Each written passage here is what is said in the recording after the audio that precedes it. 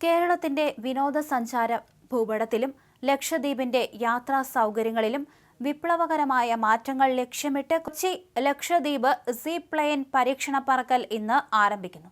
കൊച്ചി രാജ്യാന്തര വിമാനത്താവളം കേന്ദ്രീകരിച്ചാണ് പരീക്ഷണങ്ങൾ ഏകോപിപ്പിക്കുന്നത്. കാലാവസ്ഥ അനുകൂലമെങ്കിൽ നിശ്ചയിച്ച പ്രകാരം 3 ദിവസങ്ങളിലായി പരീക്ഷണ സർവീസുകൾ പൂർത്തിയാക്കാനാണ് ലക്ഷ്യമിടുന്നത്. നിലവിൽ മണിക്കൂറുകൾ നീളുന്ന യാത്ര വെറും 1 മണിക്കൂറിലേക്ക് ചുരുങ്ങുന്നു എന്നതാണ് ഈ പദ്ധതിയുടെ ഏറ്റവും വലിയ സവിശേഷത. തീരദേശ ടൂറിസത്തിന് പുത്തൻ ഉണർവ് നൽകുന്ന ഈ പരീക്ഷണത്തിന് കൊച്ചി വിമാനത്താവളത്തിലെ വാട്ടർ എയർഡ്രോം സംവിധാനമാണ് പ്രയോജനപ്പെടുത്തുന്നത്.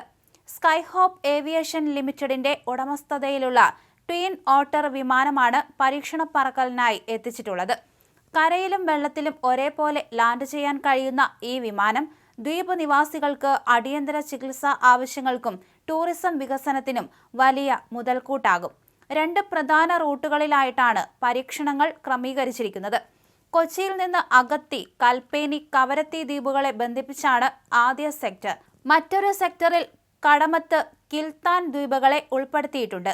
ആകെ 12 സർവീസുകളാണ് 3 ദിവസങ്ങളിലായി പ്ലാൻ ചെയ്തിരിക്കുന്നത്. DGCA, എയർപോർട്ട് അതോറിറ്റി എന്നിവയുടെ കർശന മേൽനോട്ടത്തിലാണ് ഓരോ ഘട്ടവും പുരോഗമിക്കുന്നത്. ലക്ഷദ്വീപിന്റെ യാത്രാ ദുരിതത്തിന് ശാശ്വത പരിഹാരമാകാൻ ഈ പദ്ധതിക്ക് കഴിയുമെന്നാണ് വിലയിരുത്തൽ. നിലവിൽ കപ്പലുകളെ അമിതമായി ആശ്രയിക്കുന്ന ദ്വീപ് നിവാസികൾക്ക് അടിയന്തര സാഹചര്യങ്ങളിൽ കുറഞ്ഞ സമയത്തിനുള്ളിൽ കൊച്ചിയിലെത്താൻ സീപ്ലെയിൻ സഹായകമാകും. വിനോദസഞ്ചാരികളെ സംബന്ധിച്ചിടത്തോളം യാത്രാ സമയം ലാഭിക്കുന്നതിനുള്ള കൂടുതൽ ദ്വീപുകൾ സന്ദർശിക്കാനുള്ള അവസരവും ഇതിലൂടെ കൈവരും. നേരത്തെ കൊച്ചി ബോൾഗാട്ടിയിൽ നിന്ന് ഇടുക്കി മാട്ടുപ്പെട്ടി ഡാമിലേക്ക് നടത്തിയ പരീക്ഷണ പറക്കൽ വലിയ വിജയമായിരുന്നു. ഇതിന്റെ തുടർച്ചയായിട്ടാണ് ലക്ഷദ്വീപ് ഭരണകൂടത്തിന്റെ സഹകരണത്തോടെ സിയാൽ ഈ വലിയ ദൗത്യത്തിന് പിന്തുണ നൽകുന്നത്. കടലിലെ ഓളപ്പരപ്പുകളിൽ വിമാനം ഇറങ്ങുമ്പോഴുണ്ടാകുന്ന വെല്ലുവിളികളും കാറ്റിന്റെ ഗതിയും ഈ പരീക്ഷണ ദിവസങ്ങളിൽ സൂക്ഷ്മമായി നിരീക്ഷിക്കും.